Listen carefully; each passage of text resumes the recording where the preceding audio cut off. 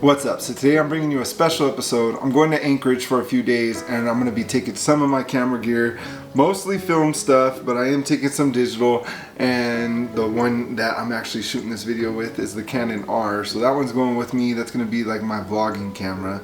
But everything else you see on this table is pretty much going. The RB67 is still up for debate. I don't know if I want to take that big old thing, but yeah, let's get started with the accessories. So first off, we got my MacBook Air. Yes, it's a MacBook Air. It has 16 gigabytes of RAM, more than enough. I knock out 4K videos. I think my longest one was like a 14-minute video I did. Handled it perfect. I mean, I don't do no crazy effects or anything, but 4K, 14 minutes, didn't overheat, had no issues.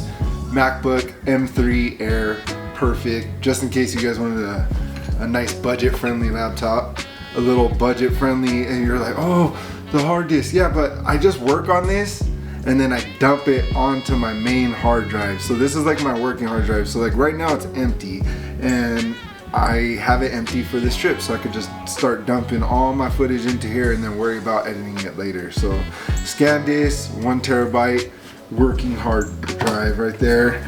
And then we got my blower, a little rag, and I'll be taking these filters with me. These are Pro Mist filters. I got some 1/8, some 1/4. Love those things. I have them pretty much on all the lenses. It just softens the light. I like the look of it. I know most people do, and they've kind of been overused in some situations. Well, I'm an overuser and I like them, so that's fine. And we got some different accessories right here. So these are from Peak Design. This is the Peak Design tripod. I love this tripod. Sturdy, soft, it's small, and it's just, did I say soft? It's not soft, it's a hard thing, but it's a beautiful tripod. Soft bag though. And yeah, great tripod right here. My brother-in-law sent over this slide and this cuff adapter. So because he was embarrassing this whole strap setup right here. So I got sent that. So we're gonna put that on the X-T5. And these are also from Peak Design. And yeah, let's go ahead and start with, oh, this is another accessory, but my Minolta Spotmeter light meter. This thing's cool. I'm able to select the highlights or the shadows. It'll give me an average. It's still a pricey light meter, I guess, but nothing like the ones that you see out that everybody else is using. So Minolta Spotmeter F. This one has a flash sync. I don't ever use it, but it's a cool little extra to have on there.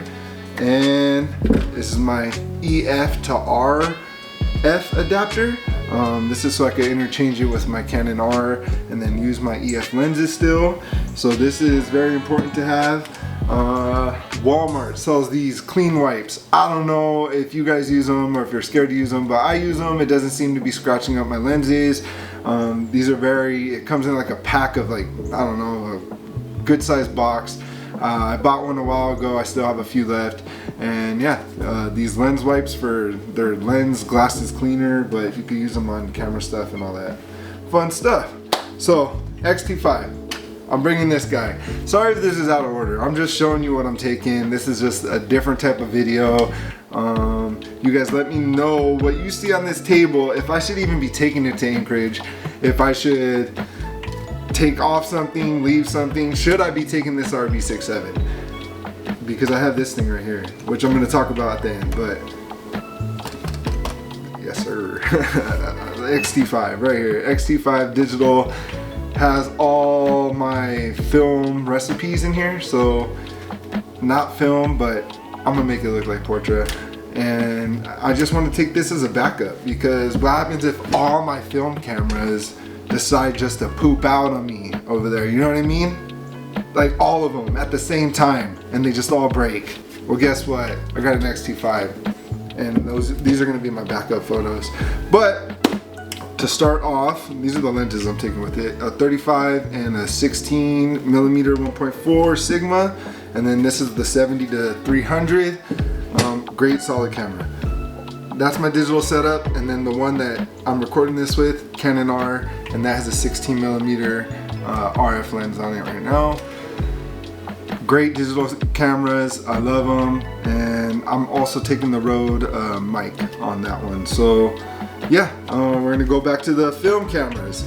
So I'm taking my true steady workhorse. This is my Canon EOS-1 RS. I know I'm gonna be able to get wonderful shots with this thing. I know how to work it. I'm very comfortable with it. I know what I'm gonna get every time. Like the light meter in this thing does a great job. Everything's nice and crispy. This was a professional camera at one point. This was the top of the line camera. And so you still do get top of the line film photography with this thing.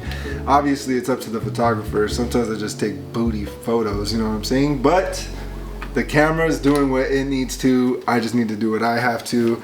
And yeah, Canon EOS-1 has the cool Olympics lens cap on that thing. And this is a 28mm on here. I am bringing my fisheye lens. This is the Rokinon 8mm. I'm bringing it because when I shoot 4K on the Canon R, it crops in anyway, so it gives me just like a really wide, nice looking video with this fisheye. But when I shoot it with the EOS-1, or I shoot it with the Canon EOS R, but I put it into regular like mode, not crop mode, it will give me that fisheye effect, the round effect. So this 8mm lens was very cheap, but it gets the job done. It gives you those cool fisheye looks. It gives, for the price, this was a great fisheye. Again, Rokinon 8mm, go ahead and check those out. This was my first L lens I ever bought. I can't even remember when, probably like 2010 maybe. This is the Canon EF70-200 4L lens with the image stabilization. The image stabilization is loud, very loud. It takes forever to focus. But yeah, it's my first L lens, so I'm never gonna get rid of it. It still does good. I have a little bit of fungus I see on the inside of the corner. Doesn't affect the image, but this also has, this one I threw a glimmer glass on, not an actual Pro Mist, because I ordered wrong. But I've actually liked how the glimmer glass looks, and I like it on this lens because it, I don't know, it just makes the photos how I want them to look with the glimmer glass on this lens. I don't know how to explain it. It's not like a Pro Mist effect. It's different, but I like it, and I keep it on this lens at all time. It's the Tiffin Glimmer Glass 1. I don't know, check them out if you've never played with glimmer glass or Pro Mist filters or any of that stuff. It just adds those little nice flowy light. Like it doesn't bloom too much. I don't know, just go check them out. Sorry I'm yapping about glimmer glass.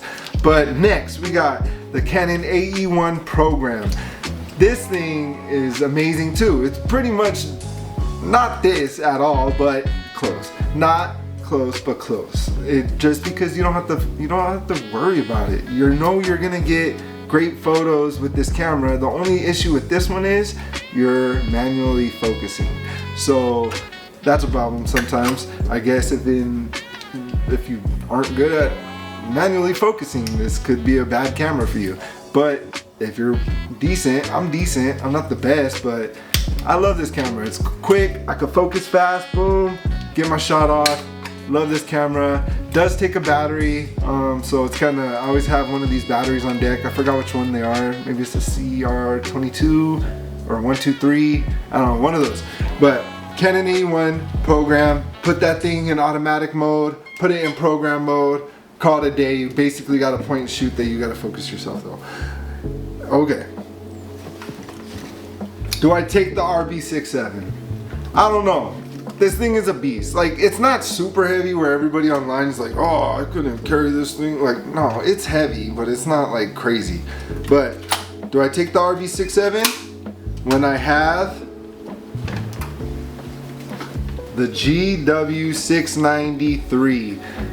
This thing is cool. My brother-in-law just sent it over. He said, I wanted you to take this to Alaska, and I agreed with him. I think I need to take it to Alaska too. So I got the GW690. Now, do I need to bring the RB67 at this point? This thing is more than capable of doing what this can do. And I am stuck with only one lens right now because my other lens is malfunctioning. This shoots a 6x9. This shoots a 6x8. So I'm even getting a little bit more out of this one. You guys let me know. Do I take the RB67? Do I really need to take it if I got the GW right here? Look at this, look at how, and I know everybody online is like, oh, this is big. I mean, it's big, but it's not like, it's big, but come on, it's not crazy. It's like, you guys remember the Sega Game Gear? That's pretty much like that. It's like you got a little Game Gear right here, but the Fuji GW690 shoots 6x9 negatives and on 120 film. I think I'm just gonna go ahead and take this. It requires no battery like the RB67, so it's fully manual. I have to do the light metering, which is fine. That's why I got the Minolta Spotmeter, and we're gonna go ahead and probably just take this one. If you guys think I should change it up, I don't know. I don't know what to tell you, because this thing is nice, but it would just be so much nicer having something so small that I could just put around my neck and just be like, call it a day. Oh, do I want to shoot 120 right now? Yes, boom. Keep it moving. Do I want to shoot some digital? I don't have to be like, oh, let me get my RB67 and then let me zoom, you know? So I think this guy might be staying home. Bringing my shutter cable because it works with this, so maybe I could get some night photos. I do still have a roll of Cinestill 800, and it would just be cool to get those nice liminally, like snow gas station photos that you see all over the internet. But it would be cool for me to attempt it and see what I could get. Yeah, this is my setup. This isn't the best what I'm taking in my camera bag video, but I'm happy you guys stayed to see what I'm taking. I'm only going for a few days, so this might even be overkill. And I hope you guys enjoyed what you saw today, and I hope you enjoyed the future video of me going to Alaska, because that should be coming out shortly after this one. And yeah, guys, let me know what you think. What should I have not brought? What should I be bringing? And thank you again for tuning in.